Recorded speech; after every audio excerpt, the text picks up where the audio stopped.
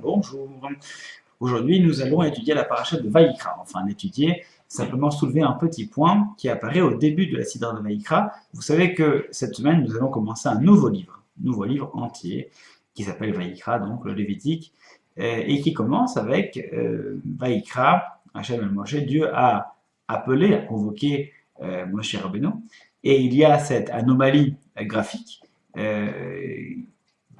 que dans ce premier mot, Vaïkra, la dernière lettre, qui est un Aleph, a la taille d'une demi-lettre. Graphiquement, donc vous imaginez qu'une lettre est de cette taille-là, eh bien, il faut, c'est une tradition, c'est une obligation, que la lettre Aleph soit de moitié. C'est-à-dire, au lieu qu'elle soit sur un caractère entier, on aura un demi-Aleph qui va se balader, qui va se mettre au début, donc à la fin du mot, mais de la moitié d'une taille standard d'une lettre. Évidemment, ça va provoquer certaines questions. Quel est le sens de cette tradition? Et nous avons le premier Rashi qui nous dit que cela vient nous apprendre que à chaque fois que Dieu s'adressait à Moshe Rabbeinu, à Moïse, il faisait précéder son appel, sa demande, par, par une phrase d'introduction, en fait, une phrase de préparation. D'abord, il l'appelait avec, pour montrer sa proximité et son amour, il l'appelait, donc on imagine Moshe, Moshe, et donc lui répondait comme beaucoup de prophètes à travers l'histoire, Hineni, me voici. Et lorsqu'il répondait me voici, là Dieu pouvait continuer donc sa demande, de dire voilà, tu vas aller dire telle chose au peuple à ce moment-là. Et ce qui pourrait avoir nourri ce commentaire, c'est que effectivement, ce Aleph-là, c'est ce qu'on fait généralement lorsqu'on voit qu'il y a une lettre qui a une taille différente. On se dit, putain, peut-être que cette lettre-là, si elle est en petite, c'est qu'elle aurait un sens, peut-être si on l'enlevait complètement. Mais il a fallu la rajouter. Alors, qu'est-ce que ça fait si on enlève la lettre? Et c'est pour ça que Rachid dit, lorsque Dieu s'adressait aux autres prophètes, des prophètes qui n'ont pas été, qui n'ont pas mérité, qui n'ont pas gravi les échelons spirituels pour arriver à être des vecteurs de prophétie, mais qui ont été simplement l'instrument de la parole de Dieu dans d'autres circonstances, eh bien, ceux-ci, Dieu ne leur témoignait pas d'affection en les appelant en premier, il apparaissait n'importe quand. Et d'ailleurs, Vayikra, si on enlève le Aleph, ça donne Vayikar, qui veut dire donc l'idée de hasard. En fait, il apparaissait spontanément, sans qu'il y ait une quelconque préparation, et donc ça pouvait être n'importe quand. Peut-être, justement, que là est la différence entre Moshe Rabbeinu et ses autres prophètes. Moshe Rabbeinu, lui, c'est le hasard, donc la spontanéité de ses apparitions, c'est le hasard, sauf que lui, il est une personne qui a fait le travail de reconnaître en amont, avant qu'on lui imposait cette prophétie.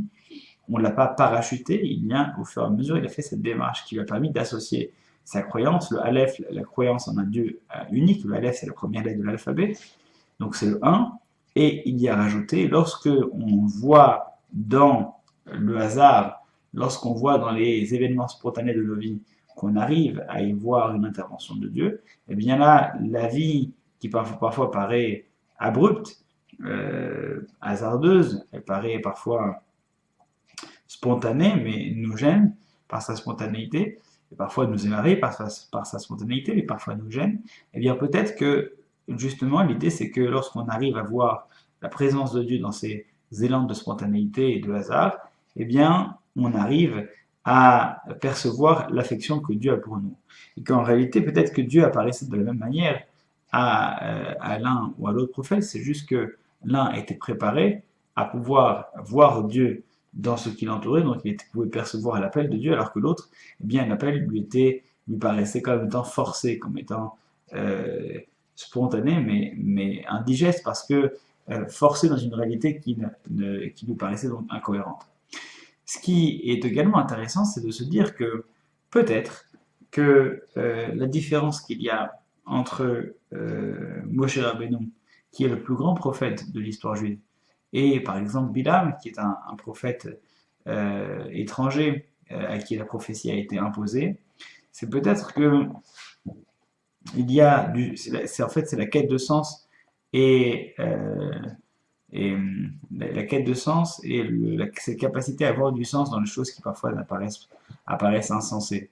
C'est-à-dire que dans le cadre du Bilam par exemple, il est devenu prophète par hasard. Vaïkar, Dieu lui est apparu spontanément, sans qu'il y ait une quelconque raison particulière.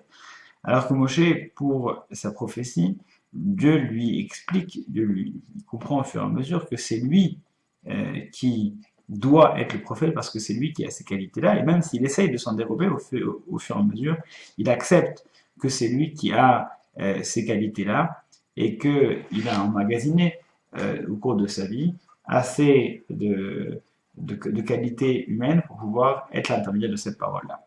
La grande différence, c'est entre Moshe Rabbeinu et l'autre prophète, c'est qu'on est capable d'abord de prendre confiance en soi par l'intermédiaire de cette confiance en Dieu. J'ai confiance que si Dieu m'a mis dans cette situation, c'est que je suis capable de la gérer. Et même si effectivement au début, Moshe Rabbeinu rechigne à embrasser cette destinée qu'on lui impose, et bien au fur et à mesure, il prend le pas et il devient celui qu'on lui avait proposé d'être. Parce qu'il croit en Dieu et il sait que, quelque part, il a la possibilité. On lui demande de faire quelque chose qui lui paraît impossible, mais il a la possibilité de faire.